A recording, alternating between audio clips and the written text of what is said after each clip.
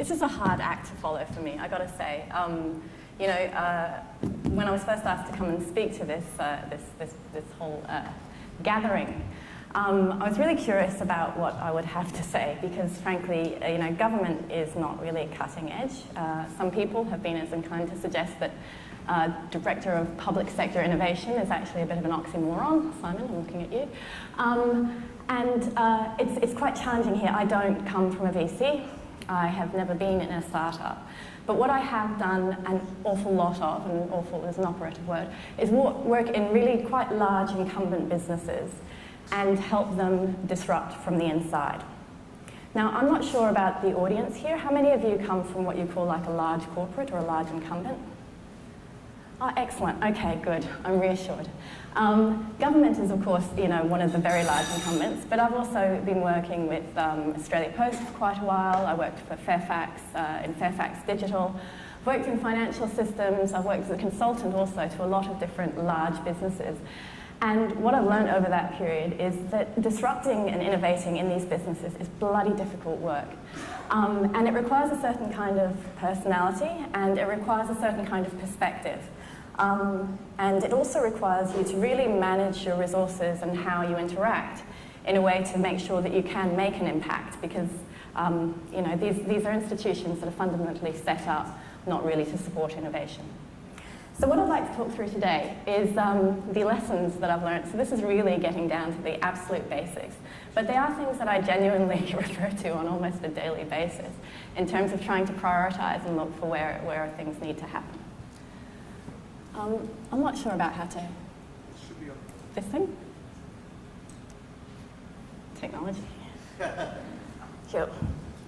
So, first lesson is that pain is your friend. Pain had better be your friend if you're working in one of these organizations because if you're trying to innovate and disrupt, frankly, you probably need to be a bit of a masochist. It's really hard work. These organizations are set up specifically to stifle innovation. That's not quite true. That's probably a bit harsh.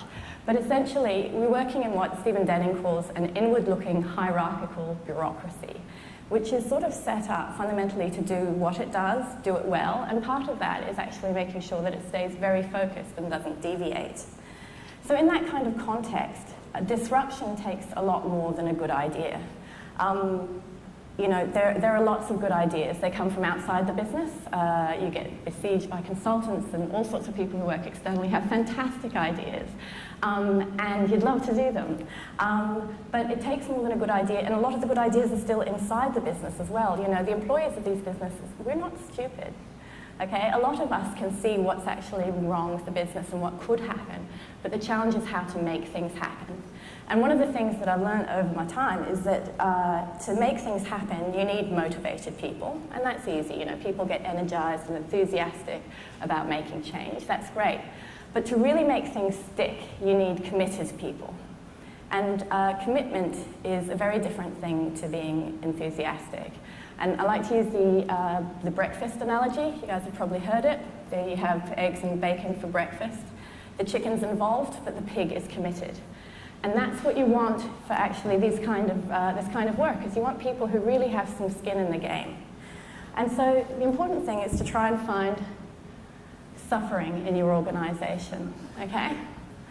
Now, suffering here means business need, right?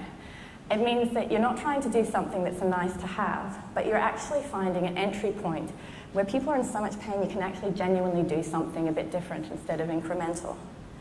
That means you're looking for things like, okay, there's this legacy system that's the whole department's dependent upon, and it's going down. What are we going to do? We could band-aid it, we could invest in a giant enterprise new approach, or we could do something small and try something new. This area is having job cuts, and all of a sudden half the staff have to do twice the work. Where's the opportunity to introduce new things and get new things happening? So I think it's really important to try and find the need in the business and not just look for the nice-to-haves. The second lesson I've got is around building the new. So this comes there's this great quote by Socrates. He says, the secret of change is to focus all your energy, not on fighting the old, but on building the new.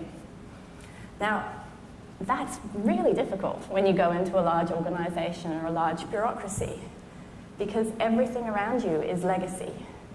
Everything around you, the systems, the processes, the way people make decisions, this is all entrenched, it's all systematic.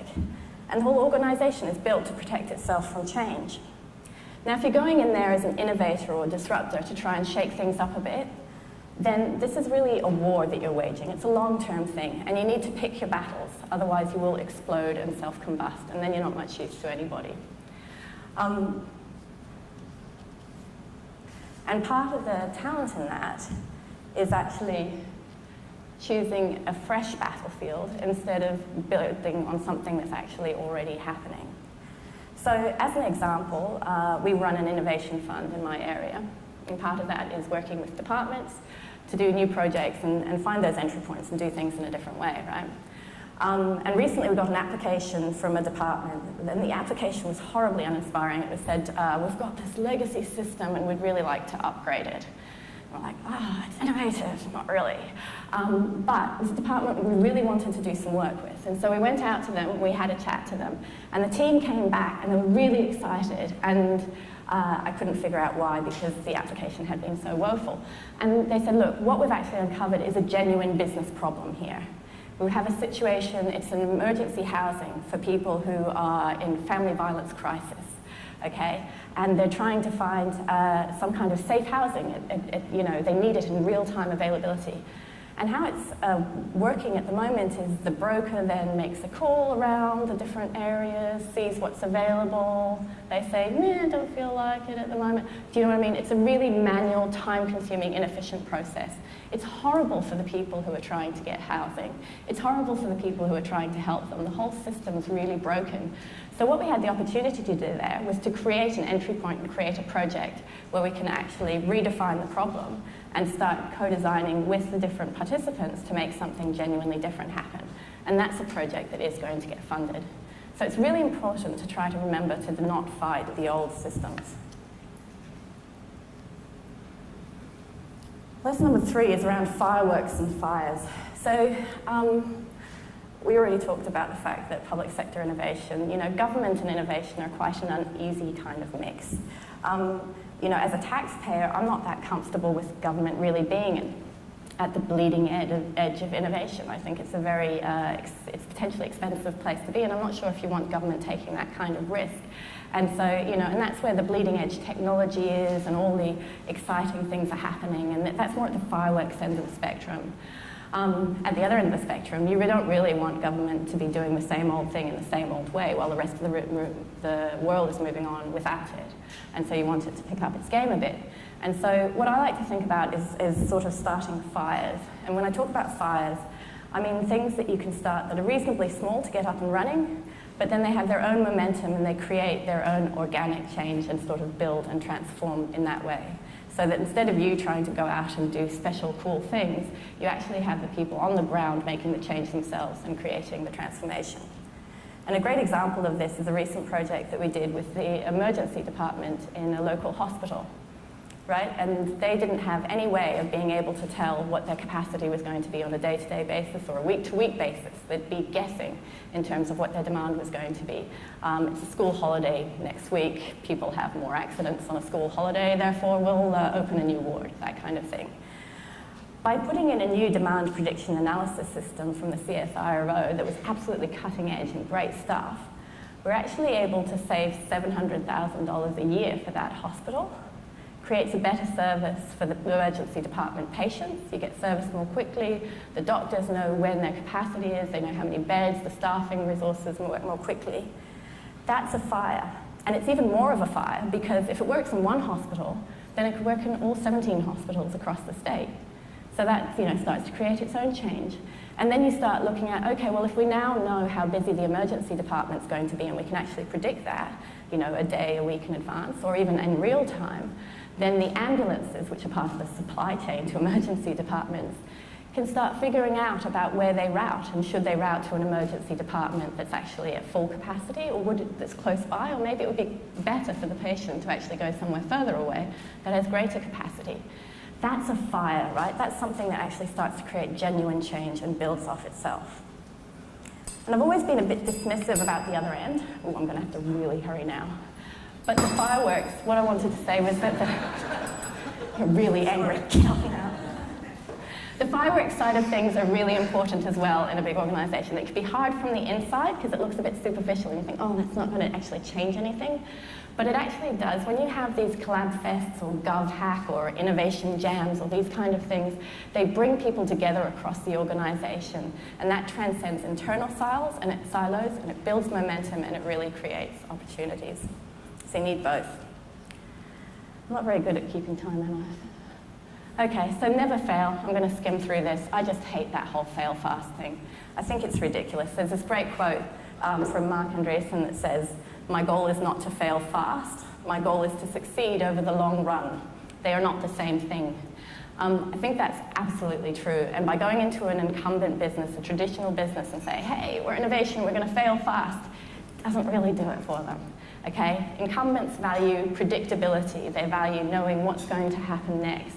And the challenge from an innovation perspective is trying to help them change the mindset around actually, it's not about never failing, it's about finding out fast, right? Try this thing, try it small, keep the scope tight, find out fast whether it works or not, okay?